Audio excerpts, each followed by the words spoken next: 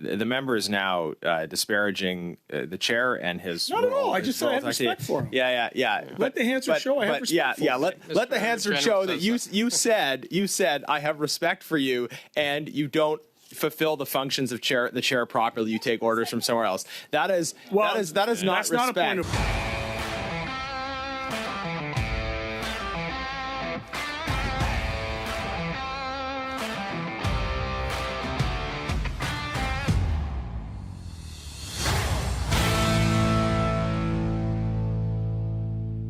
Welcome back to Northern Perspective, everyone. Today, we wanted to get back to an incident that happened during the Standing Committee on Government Operations and Estimates, or the Mighty OGO as it is more commonly known, which was held on June 19th of this year. NDP MP Matthew Green had been making his rounds introducing motions to block Conservative chairs from being able to call meetings during the summer months, and he was none too polite about it. Unfortunately for him, the Conservatives had someone in the room that isn't afraid to challenge people like that. Garnet Jenness. Let's take a look. And with that being said, Mr. Chair, I'm going to move a motion with the remainder of my time, and then I will speak to the motion as procedurally correct. That as for the usual practice of the House of Commons standing committees, the Standing Committee on Government Operation and Estimates shall not meet during Parliament's summer recess unless the requirements of the 106.4 the standing orders are met. Now, this has been already provided as a notice of motion. Yeah, sorry, I'm going to interrupt. We're not in committee business, so you cannot move the motion. It's already been put as a notice of motion. But it was adjourned. Not in time. We adjourned the debate, so. But I've already moved it, so it's alive. It's alive. It's completely in order. I've moved it. You guys filibustered it. It's already on the table. Yeah, you can't just. I'm going to challenge your decision then, Mr. Chair. You can have the clerk weigh in as well if you wish. I'll just challenge your decision right now. We can skip the clerk. Wow. The hubris. My goodness. Yeah. We could skip the clerk. So Matthew Green comes into OGO. He is not a member of OGO. He's an alternate. And the gall of this guy to just come in here and start, telling Kelly what's in order and what isn't. And it's interesting because he says, oh, well, I've done this and it's per proper procedure. I think the chair of the committee would know what's proper procedure. Well, and if the chair doesn't, the clerk does. Yeah, so let's not skip the clerk. Right? So, Now, as Fox said in the introduction, as Tanya said in the introduction, I'm still getting used to that, Green has been going to other committees introducing this motion in order to prevent Conservatives from essentially extending the investigations into ArriveCan or the STTC scandal or SNC Lavalin. So that's what he's been doing. And the reason why he's doing that is because under normal circumstances, it is common practice and it is well within the chair's ability of any committee to be able to call meetings when they deem necessary and select witnesses when they deem necessary. Now, because the Conservatives have had such a focus on ArriveCan, the NDP and the Liberals have teamed up to block them from doing some things. Number one, they're teaming up to block them from calling witnesses that they don't want. So they're saying, well, the whole committee has to have the ability to do that. And this is the second thing, because the Liberals don't want to be talking about ArriveCan anymore. And it's interesting that all of a sudden the NDP doesn't want to be talking about ArriveCan anymore. So it's obvious, right? It is blatantly obvious that in return for not just the non-confidence of the budget, the Liberals were requiring the NDP to help essentially shut down the ArriveCan investigations, at least over the summer. Why is what I want to know. Right. So it's very interesting to me what's going on. But well, I understand that perhaps the MPs don't want to have to be dialing into committee meetings during the summer, especially because the ArriveCan stuff, it's got a huge scope. Like, there's been so many meetings in so many different committees, and I can understand that they want to and probably need to focus on their constituents and maintaining what few votes that they have. But you would also imagine that it would be top priority that they would want to get to the bottom of this and figure out exactly what went wrong with this Arrive scam debacle and how Canadians were wronged essentially because our tax dollars were given to this company that it seems like they don't do any actual work. So you would think that they would want to figure out some answers for their constituents and the rest of us Canadians. I really don't know why they're doing this. It's very suspicious to me. So I guess we'll have to wait and find out. I don't need the clerk. We can just challenge the decision. I still have the floor, thank you. So I'm challenging your decision. Point of order. Yeah. Well, Mr. Green should know that when debate on a motion is adjourned, there is a procedurally appropriate way of resuming the debate on that matter. But you cannot just demand the immediate resumption of consideration of that matter. You can't just make up the rules. There are rules that guide how committees are supposed to work. Thank you, Mr. Jenness. Okay, so what he's referring to is Green actually tried this in the previous, OGO meeting that happened earlier that week. And when you introduce a motion, then it immediately goes to debate. So obviously Garnet Jenness ended up on the speaking list. And this is where the Conservatives chose to completely filibuster that motion so that it wouldn't actually get passed to a vote. And Mr. Green wasn't too happy about it, and it was adjourned, and a debate was adjourned. So the issue here is that Mr. Green is trying to move the motion again. Now, you can't do that. You can't move a motion, it go to debate, and then you come back in a subsequent meeting and then move the same motion. It's almost like double jeopardy. So just like in the House of Commons, like once a bill is dead, it's dead. Yeah, you have to recreate it essentially. You have to give it a new bill number. You have to put it in through first reading again, and then you have to go through the legislative process. But unlike that process with motions, the motion actually has to be substantially different than the original one. You can't just keep introducing the same motion over and over again for obvious reasons. So, that's another way to allow parties to completely, kind of filibuster things by just reintroducing the same motion over and over. So that's an issue. Now, there is a way to actually resume debate on a previous motion, and that's what Garnet Jenness is talking about. You can actually put forth a motion to do that, but Mr. Green doesn't know his parliamentary procedures and committee procedures, and that's where he's kind of getting called out here. And you notice how Kelly McCauley is quite irritated at Mr. Green's behavior, but he is being the stellar chair that he is and not saying anything, and he's just relying on his colleagues to do the calling out for him, and he's just nodding and like, yeah, you're right. You're right. Well, I mean, can you blame Mr. McCauley, because this is his committee that he's a chair of, an excellent chair, might we add, and Matthew Green just comes into this committee and is acting like he owns the place, and it would appear that Mr. Green doesn't quite know the procedures of this committee or committee in general, and that you can't just pick up debate again on a motion. You have to put in a motion to pick up debate on a previous motion, which has not been done. And he's just being so rude about it. But careful what you wish for in OGO, Mr. Green. Precisely what I'm getting at. So I'll challenge the decision. I agree. Mr. Green, you can't just, there are procedural ways to do it. This is not the way. You cannot just outside of committee business. Mr. Chair, you're at the will of this committee, not the other way around. You've made a decision. I'm not going to challenge that decision.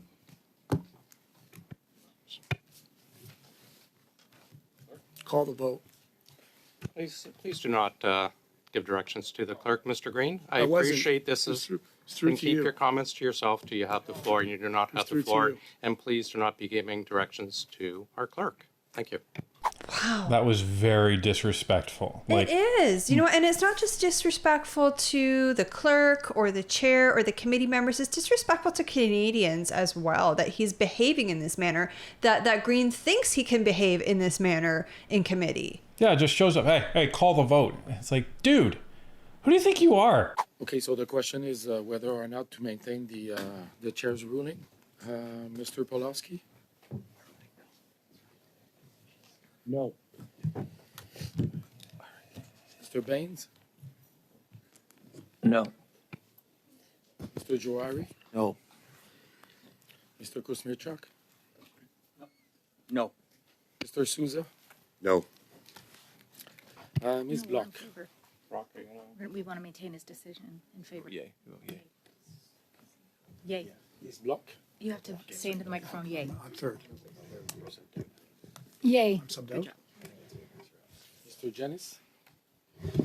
Yay. Ms. Kuzi? Yay. Yeah, maintaining the decision of the, thank you. Madame Vignara?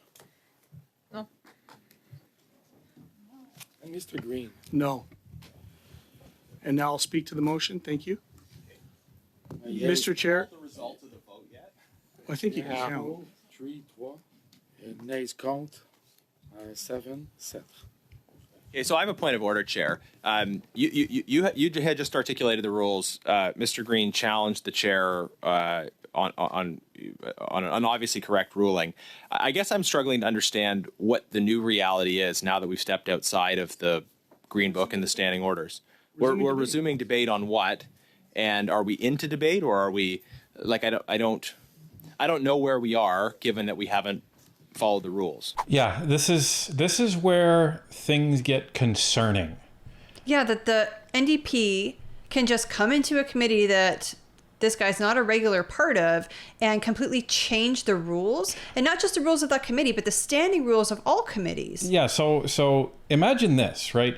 So you're going down a normal road, a one way, in each direction road, just a normal road. And then you decide that, no, I'm going to drive on the left side of the road. And a police officer pulls you over and says, what are you doing? Oh, I'm driving on the left side of the road. Well, you can't do that. And then all of a sudden you snap your fingers and you say, no, I'm allowed to do that. And the police officer is like, okay, I guess you are. But it's going to confuse the other drivers. Right. And it's dangerous. Right. So, and it sets a dangerous precedent because what they've done is they've challenged a legitimate rule and this is a non-partisan rule, right? It's just, this is what you do. It's like you come to a traffic light and you stop on red. Now they're basically saying, no, you don't have to stop on red anymore. Okay, so what does that mean for green? What does that mean for yellow? What does that mean for speeding? What does that mean for the rest of the actual rules that everybody knows what they are, but you just didn't want to follow it because it inconvenienced you, so you challenged the rule of the chair, and now that's been voted down. So now you're outside of the normal rules. So Janice's point of order is, what are we doing? So okay, like now we're operating, we're just throwing the handbook in the garbage. What now? So this is the concerning part about this. Yeah, I'm going to actually confer with the clerk. I find this very odd that we actually have standing orders that we seem to decide we can overrule them when we don't wish Resuming to debate. follow proper procedure. So just give me a couple seconds, Mr. Generous. Well, apparently we're into a point where, Thank you. when you're done, No, I'm good. yeah, I'm referring to Mr. Kuzmirchuk. We're into you committee overruled, and you can introduce your new motion. Well, I'm resuming debate on it, and We're not listen, resuming debate, Mr. Green. You brought in a new motion. well, it's the motion that I brought in the last time that you all filibustered, and what we've discovered here. Sorry, Hold on, let me interrupt, What we've Mr. dis- Green. where You are we? cannot- What we've discussed. I don't No, need Mr. editorial Green, let on me my comments. discuss. He's I the have chair. floor. I have the floor. No, I am the chair. Mr. Green, you tried to introduce a motion outside of committee business. I ruled you cannot introduce a motion outside of committee business under rules. The committee overruled me. That's fine. You're allowed to introduce a motion now. You can't just start Okay. making things up that you're reintroducing something. You're welcome to introduce a brand Sure. new motion. but we're not resuming a debate. So you'd like me to restate the motion that as per the usual practice of the House of Commons standing committees, that the Standing Committee on Government Operations and Estimate shall not meet during Parliament's summer recess unless the requirements of the 106.4 of the standing orders are met. And now I'm going to speak to this, Mr. Chair. Well, point of order, Chair. This motion is not substantially different than another motion that was previously introduced in this committee. Therefore, it's out of order. If you're going to introduce a new motion, it has to be substantially different than an existing motion, or you can move a motion to resume consideration of another motion. But you can't just move a new motion. And if you resume consideration of a previous motion, the person who previously has the floor, has the floor, which would be me. So. I was going to say the motion is out of order because it has to be substantively different from the one that we had adjourned. You're not reintroducing it. You have tabled a whole new motion, and it's out of order because it's not substantively different. Well, I'll challenge you on that as well. I'm not even an MP, and I understand what the rules here are. Yeah, this is what. So this is the reality, right? Because go back to right at the beginning. He said, "Oh well, you know, I put this motion on notice and it's in order and it's according to the rules." But it's not. Well, all of a sudden, the rules aren't letting him do this, so he wants to throw the rules in the garbage. So he's already done it once, and now he's doing it twice. So this is actually in the standing rules that you can't do this, and it's for good reason. Yeah, it's so that somebody doesn't keep introducing the same motion over and over and over again because it's not going in their favor. And so, you know, Kelly's ruling is not partisanly correct. It's not correct because he's a conservative. It's correct because that's what the rules state. Well, and the thing is, had Matthew Green tried to introduce a motion that was to debate or reopen debate on the previous motion that they had discussed the other day, that would have been acceptable because the new motion, you could have worded it to the effect of, you know, the motion is to reopen debate on the motion that was discussed on such and such a day. And that would have been acceptable. That's the irony here. But he needs to give notice of the motion, which obviously he did not, or that's the motion he would be reading. Instead, he just took the same motion from the other day, is rereading it and trying to reopen debate, which you cannot do. Well, and to more narrow Tanya's point, it's basically what Garnet Genis had said is you can move that the previous motion be reconsidered, in which case debate would be reopened, but per Genis's point, that would go to the last person who had the floor at the time, which would be Garnet Genis. And then Garnet Genis would no doubt just continue his filibuster, which Mr. Green doesn't want.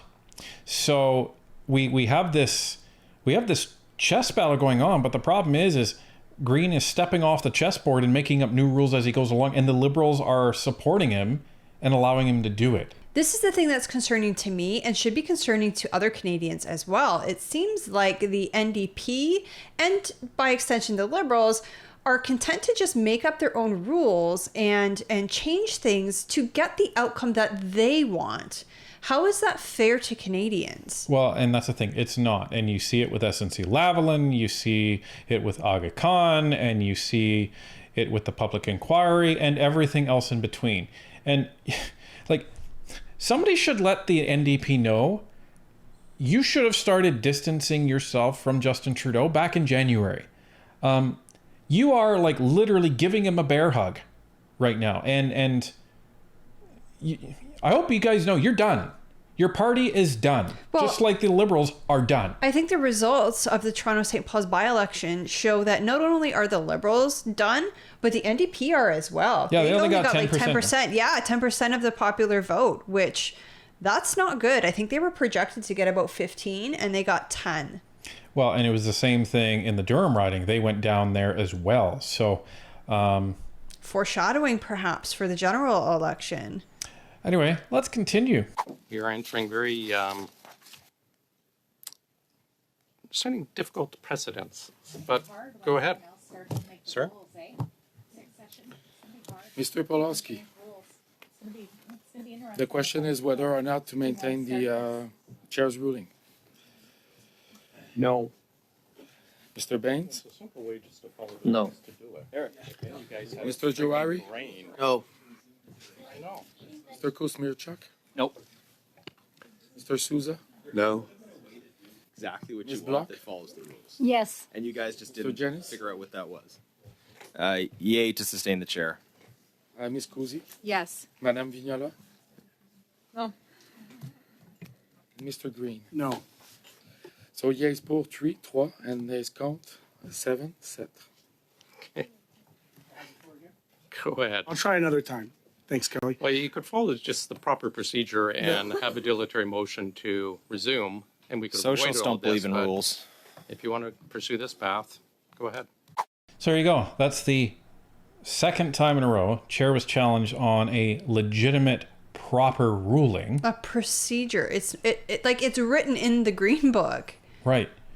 And the irony is they're also using the Green Book rules to discard the Green Book rules. Like, this is the twilight zone that we're in here. And the Liberals, the NDP, and the Bloc are supporting it. Why? Because the Bloc don't want to come to these committee meetings in the summer either. So, Well, I think they all know that they have to start campaigning. Whether the election is this fall or whether it's in the spring or whether it's next fall, they all need to be in their ridings trying to drum up votes. well, because the Conservatives are also getting on the block in Quebec as well now. They sure are.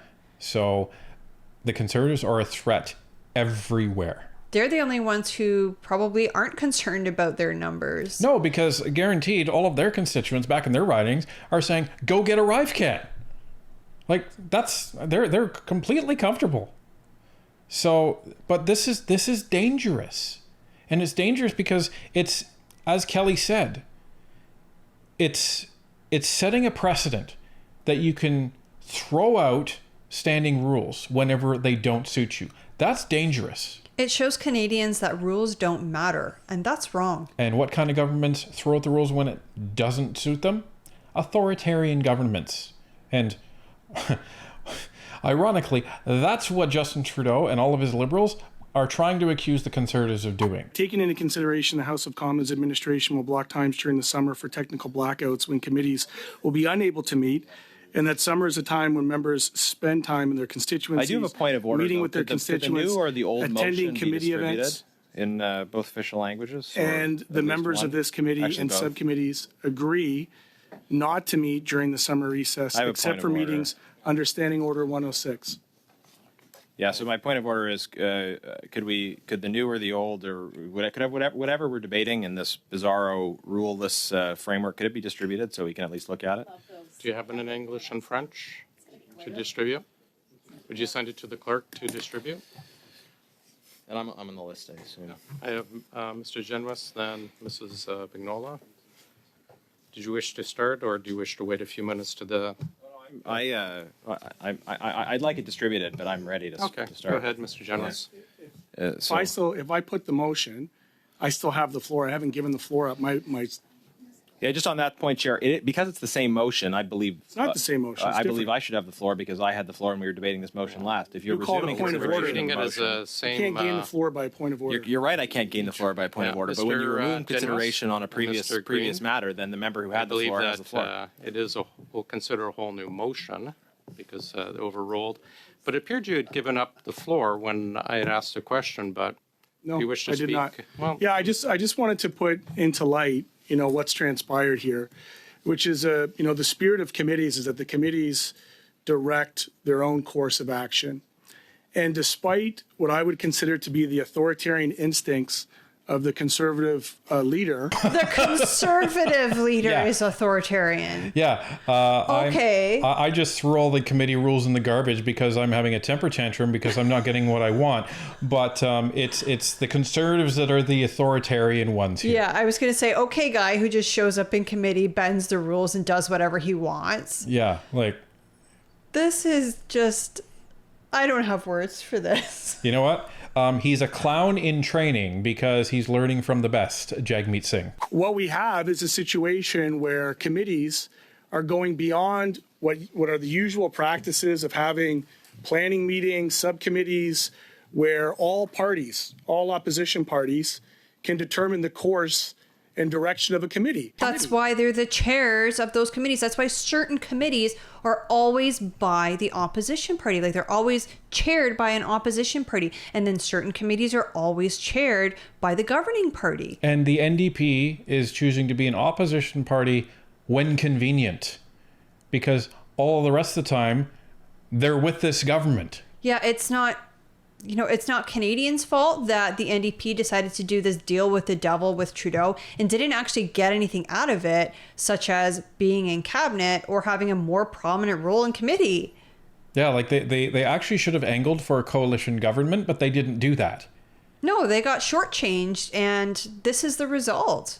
So, nobody considers you an opposition party. Even the Bloc doesn't consider the NDP an opposition party, Greens. So, yeah, you're like, you're the kid that didn't get picked, to be on the sports team because you're choosing not even to play by the proper rules. So, don't want to hear it. To have conservative chaired committees decide unilaterally when and how and what we meet on is an authoritarian instinct that I think goes against the spirit of the standing orders. And what you witnessed in overturning your decision, sir, is a reminder that the committees are at the democratic will of the members of the committee. And now he's lecturing about the standing orders, which he has just violated and overturned. You know what? Maybe I should run in Hamilton Centre because I seem to understand the rules of committee better than this guy. And so when people go on, and I've seen the conservative bot farms and rage farms online go on and on and on about shutting stuff down, couldn't be further from the truth. Do you suppose that was a dig at us? Do you watch Northern Perspective, Matthew Green? We're not a bot farm. You can see us now. We're also not a rage farm. But if you want to come on the show, we'd love to have you. Yeah, we'd love to pick your brain about this situation in particular. Yeah, if you're that interested, if you're that for committee and for Canadians, why don't you come and talk to us? We'd love to have you. And we will reach out to his office. We actually spoke about this earlier today, that we will reach out to the office, especially being here in the city. But I don't know. What do you think our odds of getting an NDP MP on the show are going to be? 0. We'll try. Now, New Democrats will stand up to conservatives and all the other cockamamie things that are happening here. We're going to take a position that we work in our constituency as well. When we come to Ottawa, this is part of the job. We come here as legislators, we do that. We've done that for a very long time. Our work, at least for me, is in Hamilton Centre.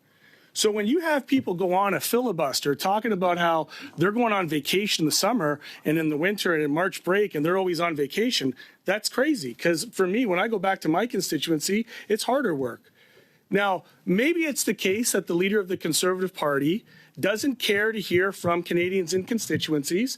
But I'll tell you this, that as a New Democrat, my job is to represent my riding to the capital, not the capital to my riding, not the leader's office to my riding. So I'm very keen to get back and hear how Hamiltonians are facing the struggles that are before them. I'm keen to get very candid feedback about the direction they want to see from this country in the next little while. And, if there had been courtesy provided in other situations that would have included other parties in the decision-making and the direction, we wouldn't be here today. And we're in a minority government, despite whatever fantasy world Pierre Poilievre or Andrew Scheer, whoever wants to live in. I'll tell you this, Mr. Chair, that still at 40%, 60% of the country doesn't approve of the direction that the Conservative Party wants to take the country in. That's the math you're going to use? Why is he turning this into like an election speech? Because he's in a tiny little party, and he's mad that the Conservatives didn't include them in any of their discussions on what to meet on. Well, and the other thing, Matthew Green is not a regular member of this committee. Nope. So why is he saying, oh, well, I need to be in my riding and I can't be in committee and all these things? He's not even on this committee. Yeah, he's not even going to be there. I mean, unless they sub him in regularly for the rest of the summer. But this is not his regular committee. That makes no sense. Well, I think it's probably because he's the more aggressive of the MPs that sit on committee. I can't see Taylor Backrack bulldozing into a committee like this and being this disrespectful. It's also handy to bring somebody in who is a non-regular to be disrespectful because they don't have to put up with it afterwards. Right. But what I'm saying is that why is he complaining that he can't do his work in his riding if committee proceeds throughout the summer? He's not on this committee. Because he's trying to make it seem like, the NDP are for the people and we want to talk to our constituents and yada, yada, yada. And then he goes on to say, well, despite what anyone has to say, only 40% of the country supports the Conservatives. Only 40% of the country. Well, even less of the country supported the Liberals in the last election, and you guys are filling in the gap and supporting them. So what does that say? Right. And if an election were held today, if Toronto St. Paul's told us anything green, and I'm sure you're paying attention, it's going to be a lot more than 40% if it was held today. This is a minority government. Every committee is in a minority situation. It requires support from the other two opposition parties when you want to go in a direction. It's not the call of the chair. That's why we put these frameworks in place. The 106, to me, is the democratic way to recall a committee. It is the way in which you can find a willing partner in any of the other parties to decide the direction. But I'll tell you what, if the Conservative caucus can't find another party to cooperate on the direction of a committee, then it doesn't have a mandate to go in that direction. Pure and simple. Just as it was experienced here, whether it's irregular or not. I'm under no illusions that any of the common courtesies are going to be adhered to in any potential future fantasy land of a Conservative iteration of government. I'm not naive. I know what to expect. But it doesn't mean I'm just going to accept it. Not when you're acting like this. No, I think there's a way to be a strong member of a committee without being disrespectful. I think if we look at Larry Brock or Michael Cooper or even Garnet Jenness, like these guys know how to be strong and forceful when they're in committee, but they are not rude. No, not like this. And again, he's sitting there crowing about proper procedure when you just overturned proper procedure twice. Like, what a joke. It would be a joke if it was not affecting Canadians. We want answers. We want to know, why did these two guys in a basement get 60 million of our tax dollars? Not 60 grand, 60 million. Like, why are you trying to push this off until the fall? Canadians want answers now. Well, again, they're hoping that Canadians are going to forget over the summer barbecue months. And come the fall, they're going to forget, just like they were hoping last time that they would forget about foreign interference. Well, don't worry, because we're going to be here to remind Canadians. Oh, yeah. Yeah, we're not going anywhere. So from that position, I just want to say, look, we're ready to work as we do in the House of Commons here in Ottawa with our job, back in our communities over the summer, and should a situation occur that merits investigation, I think it would be preposterous for anybody in the Conservative caucus to think that there's some kind of Bloc Québécois NDP cabal. We've been accused of a lot of things. I don't know that we've ever been accused of that.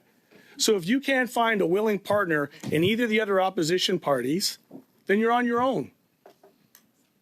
Pure and simple. The stuff that I see online and I hear about it in my own committee in ethics, the vitriol and abuse and fortunately for me, I'm from Hamilton, so we got thick skin. But I'll tell you, if for the people that are watching, if you have any other illusions that committees somehow ought to operate as though the Conservatives have a majority, that's not the case right now. I can't tell the future, but I can tell you right now that's not the case. So I'm here to put the Conservative caucus on notice that if they want to, if consider it a notice of motion or a dilatory motion, Mr. Chair, have the chuckle. But I promise you this, if you guys want to use your powers arbitrarily to call meetings without consulting with any of the other parties, it's going to get adjourned. It's going to get adjourned because we can count. We can count the votes in the room. And this is still a minority situation. So that's why I came in here fired up today. Kelly, I got a lot of respect for you, my friend. And I know that you just take, I know that you take, I know that you take your orders from the leadership like the rest of your caucus. I get it. But at the end of the day, Point of order. He just That completely disrespected the chair. Yeah, I was gonna say like, oh, I respect you, but I'm gonna say all this horrible stuff, but I respect you. It's some people just think that they can say whatever they want, whatever horrible bad things that they want, and tack on, oh, but they can do what they want, or I respect them, or I respect their choices, or whatever phrase at the end, as if that erases all the stuff that they wrote or said at the beginning. And he's also trying to say, well, yeah, you're a great guy, but you're under the thumb of Pierre Poilievre, and he's an authoritarian guy. It's such garbage. It's like Green doesn't know how committees work. Again, the chair dictates how the committee functions, essentially, kind of within the parameters of the committee itself. So this one, OGO, standing orders, the chair, Kelly McCauley, dictates like what they're going to study, which witnesses they're going to call, kind of what direction they're going to go in within those parameters. Well, and because it's a conservative-led committee, which again, there are conservative-led or opposition-led committees, and there are government or liberal-led committees, and they all decide how they function. Like the chair decides what direction each of those committees goes in. So the Conservatives are not doing anything wrong by dictating when committee is held, which witnesses come into committee. Like that's their prerogative. That's their right within this particular committee and within each committee. Well, and I bet you didn't see Matthew Green going to the Finance Committee, which is Liberal chair, or any of the other Liberal chaired committees like Heritage and stuff like that, and pounding the desk and saying, "Hey, we're putting through this motion, so there's no recall during the summer." I bet you they didn't do that. Oh, of course not, or at least we haven't seen it. So, and the thing that I caught there is he said, if the Conservatives try and call a witness that they don't get to hear, then the NDP is going to immediately vote to adjourn the meeting with the Liberals, and it's going to happen. That's so horrible. Canadians, this is how your government is functioning right now. The NDP and the Liberals are ganging up to dismiss witnesses, to adjourn committees, to hide evidence for one can only assume why. But this is wrong. Canadians deserve answers. Yep. And if the answers were not problematic for the reputation of the Liberals, what's the problem? Yeah, Mr. Jonas? Yeah, the member is now disparaging the chair and his. Not at all. I just said I have respect for him. Yeah. Let the Hansard show I have respect for him. Let the Hansard show that you said I have respect for you, and you don't fulfill the functions of the chair properly. You take orders from somewhere else. That is not respect. Not a point of order. That is no. It is a point of order. The standing orders have established rules around decorum, and that's a violation of that decorum. Kelly, I apologize. That's fine. Can you Continue? Yeah, I know that after me it's going to be your guys, so I'm going to get everything. Oh, sorry. Rappel au règlement. Madame? Point of order. If we were 7 or 8 francophones around the table all talking together simultaneously and 2 anglophones because nobody could understand what was going on, this would never fly. And this is what I've been putting up with for the last 15 minutes. So please, I have the courtesy of putting up your hand if you're going to intervene and quit cutting in.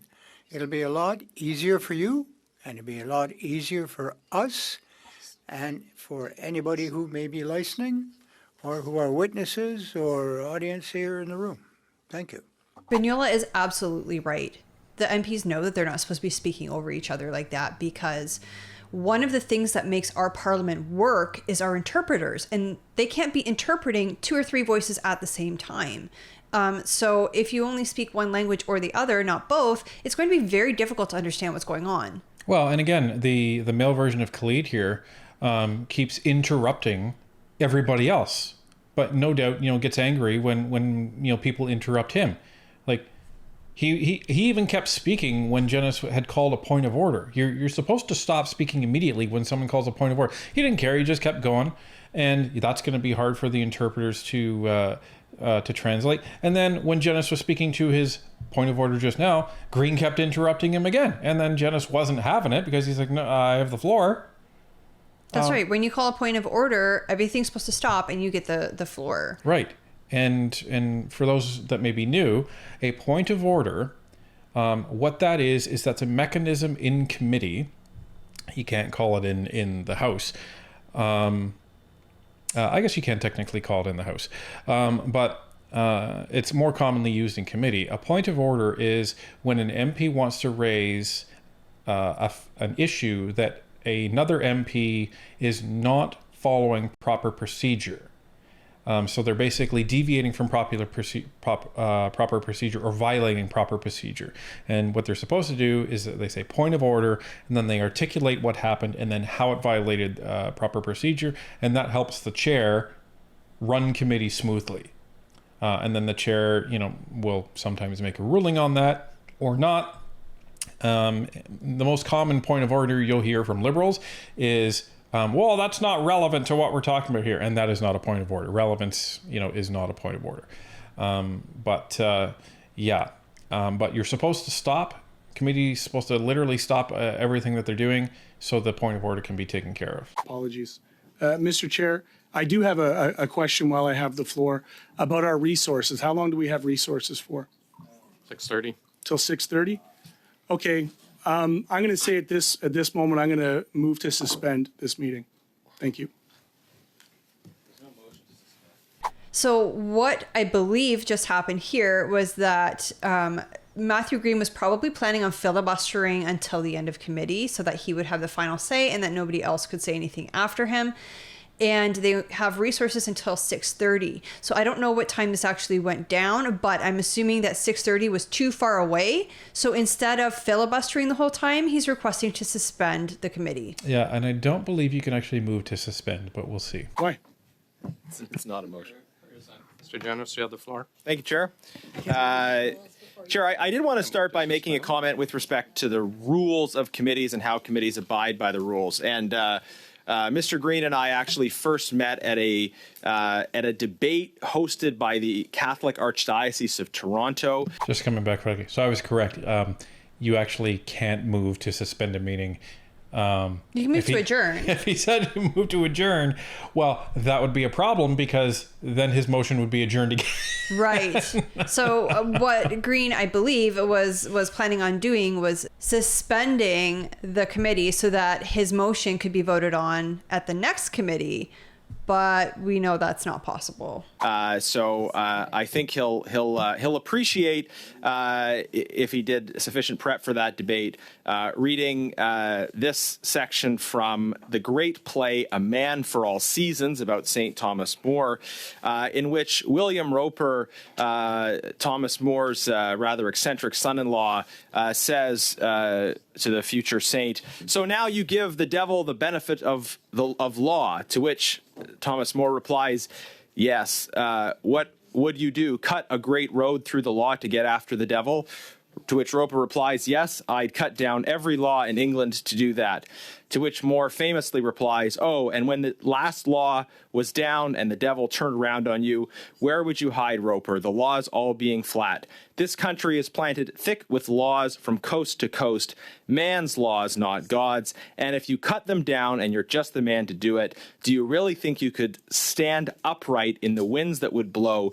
Yes, I'd give the devil benefit of law for my own safety's sake." An important reflection, I hope, for members as they consider whether or not it is wise and judicious to show shameless disregard for the long-established rules of parliamentary committees simply in order to achieve the objectives that they want. Members who think that overruling those rules through constant challenges to the chair is going to be in their long-term interests are fooling themselves. They should understand that adherence to the rules, be they certainly man's rules and not God's, to quote the play, nonetheless is what preserves us in our roles as members of Parliament and our ability to fulfill our functions. So That was very eloquently put by Mr. Jennis in his example. And it's essentially saying, you can't cut down all of the laws of the land in a pursuit of justice. You will essentially end up, doing evil. That's basically, the message that I get from that. So you have to respect the laws that are in place, and especially the laws of Parliament and the standing rules of committee that have been in place for hundreds of years. And they weren't just our rules. We brought them over from the Westminster system in Britain as well. So, it's not like they've only been in place since Canada was around. They've been in place for hundreds of years before that. So this is as I said in the beginning, a concerning thing about what has happened in this committee, because it sets a new precedent that you can ignore.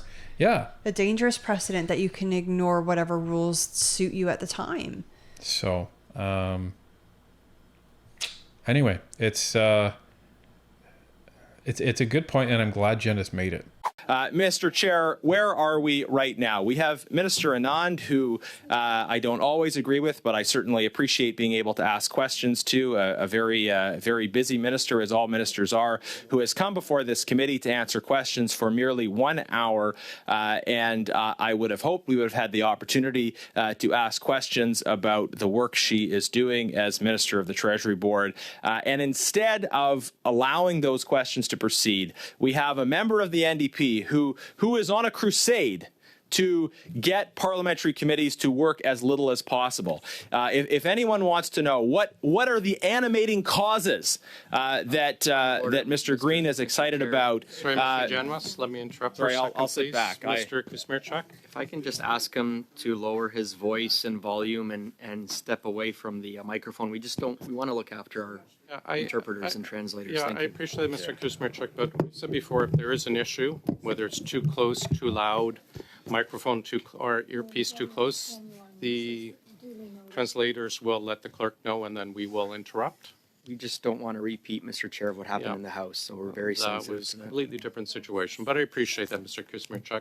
Go ahead, Mr. Janus. So the situation that Kuzmierczak was referring to, what happened in the House, what had happened was one of the earpieces was put too close to one of the microphones on the desk and caused a feedback loop that caused some problems for the translators. I believe that they said no one was injured at the time, but they could have been, and that's not a good situation.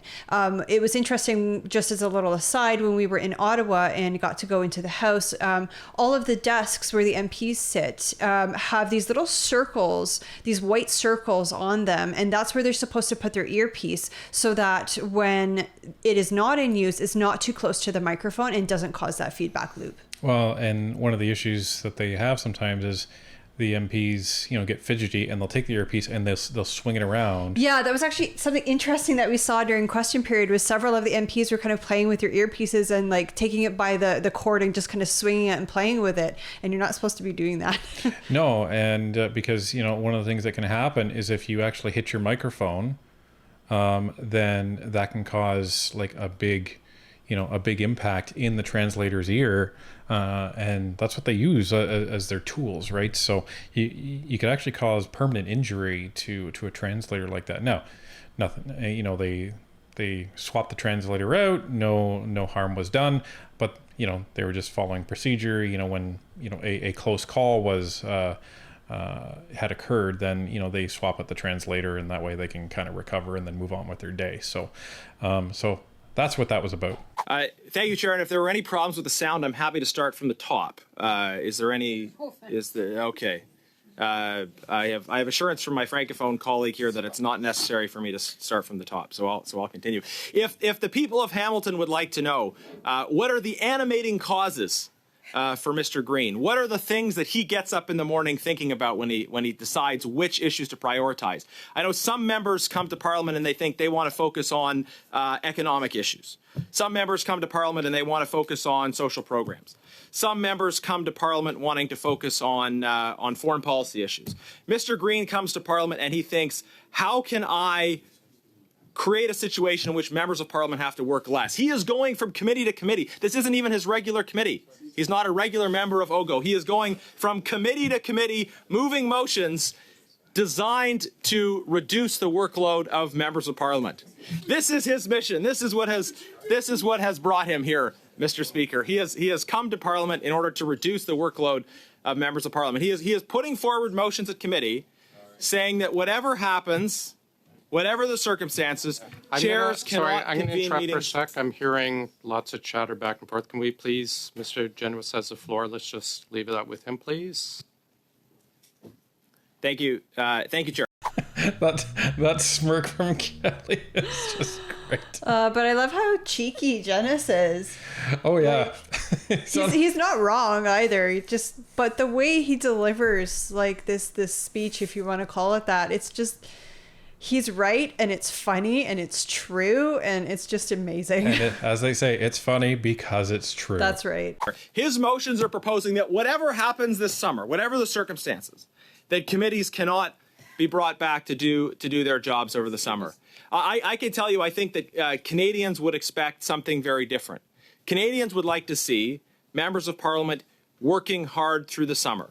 Yes, going to constituency events, but Rappel also au being règlement, s'il prepared. vous plaît, Monsieur le Président. Sorry, Mrs. Vigneault. Well, thank you for giving me the floor for a moment. I find this very offensive to hear a member of parliament indicate that another member of parliament doesn't want to work. It's very insulting for this colleague, whereas he is saying expressly that those weeks for constitutional work is still work. Now,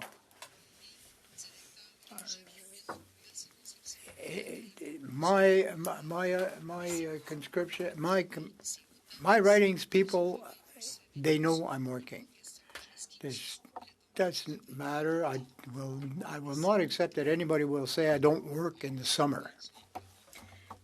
The point, Mr. Genovese. Yeah, but here's the thing. I think the Conservatives don't believe, or at least don't regard meeting with your constituents the same thing as working, because I don't think they think it's a hardship, right? I think they also really understand what their constituents are prioritizing for them in Parliament. And what they're hearing is hold the Liberals to account, hold the NDP to account. That's what they're hearing. That's right. So what that means is, yes, they would like the MPs to, come to events and meet them and that sort of thing. And the Conservatives aren't saying you're not going to do that. What the Conservatives are saying is we still need to be investigating these scandals because they're important. Yeah, that's right. They don't want to just stop the Arrive scam investigation. Canadians want this to continue throughout the next 3 months. The other thing is that if they do continue committee throughout the summer, it's going to be 2 hours once, maybe twice a week, depending on when they can get their witnesses. So it's not going to be like some huge thing that the MPs cannot work that into their schedules. I understand they're busy, but when you're trying to uncover what's going on in this country in terms of who is defrauding the taxpayer, I think that's really important. I think that's something that most people would want to fit into their schedule. Well, and again, when it's something like a RiveCan where there's been an RCMP raid, criminal charges are probably going to be laid. That's on a kind of a different playing field than some of these other, investigations. Like, that's important. There's potential fraud that happened. There's potential collusion that's happened. Well, and what if something new comes out over the summer? Just because you prorogue committee doesn't mean that the investigation that the RCMP is doing stops, and it doesn't mean that any developments will stop over the summer. Right. Thank you, Mr. Chair. Look, with great respect, I would just say there's more virtue in telling the truth than in being offended. This member, Mr. Green, has it is a matter of public record, gone from committee to committee, proposing the same motion. It is a motion to say that parliamentary committees cannot convene over the summer. And we do not support this. We believe that the work of Parliament should continue. Mr. Green, please. When you have the floor, you can speak, but please, okay. Mr. Green, I'm tired of the talking over. There's too much disorder here. I'm adjourning. Well, and guess who didn't get to vote on his motion again because he was being disruptive? It rhymes with spleen. And it probably hurts right now because he just got a thrashing, for about 5 minutes there by Garnet Genis. Yeah. But this is what goes on in committee, folks. And for those of you that are new here, this is what we cover because this is what's important. Committee is where the work gets done. And committee is where the character of the MPs is revealed. Well, it's a smaller setting. It's more intimate. There's only, 10 people on each committee. And then sometimes you see aides or even the public viewing in the background. That's why there's always more than 10 people in the room. But this is where they can really get into the nitty gritty of things and they can study things and they can question witnesses and get all that information that Canadians need. Right. And if you've only ever watched Question Period and you think, well, this is just going to be like that. No, it isn't. When you come to committee, you're expected to provide answers. Otherwise, you can be held in contempt. And then what happens is, in the extreme cases, you're summoned to the bar of the House, like Christian Firth was, and then you're questioned in front of all of Parliament, in front of all of Canada. Well, and this committee was a little bit spicier than they usually are, which is why Mr. Macaulay had to adjourn at the end. And that's another something that I should note is that unlike the Speaker of the House, the chair cannot kick people out of committee. He's got two options. Number one is he can call the unruly person to order. If they won't be called to order, he can suspend the committee until they are called to order and do conduct themselves properly. And if that seems futile, then what he can do is adjourn the committee as Kelly Macaulay just did. And then the meeting's over and then everything stops. So, and we've seen the Conservatives have to do it on a couple of occasions. We've seen John Brassard do it, and we've seen Kelly Macaulay do it. Kelly Macaulay's had to do it, a few times in the last couple of months because the Liberals just, were very, very problematic. So I guess the Liberals were getting tired of, having their feet held to the fire by channels like ours when they shut down a committee meeting, which Mr. Green would have you think, oh, well, I don't know what people are talking about when they're saying, there's a collusion between us and the Liberals when you actually collude to shut down a meeting. But anyway, so I guess they just chose to be disruptive instead. And Mr. Green can't, control himself as a proper adult, never mind a member of Parliament in the middle of committee. And Hamilton Centre, that's the guy who works for you. Right? So, but this is important, folks, because this just demonstrates that the NDP and the Liberals are now willing to just throw the rules of Parliament into the garbage in order to get what they want. And if they're willing to throw the rules of Parliament out the window to get what they want, what other laws and rules are they willing to throw out to get what they want?